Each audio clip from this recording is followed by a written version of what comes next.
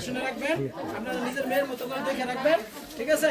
আপনারা মিলেমিশে থাকবেন, এগুলো বললে সুন্দর মতো চলবে, ঠিক আছে? দোয়া করবেন সবাই আর মিলেমিশে থাকুন। ছোট মানুষ, বুঝছেন? ছোট মানুষ একটু সবাই একটু দেখে শুনে রাখবেন, ঠিক আছে? আমাদের অনেক আদরের, ঠিক আছে? সুমন সুমন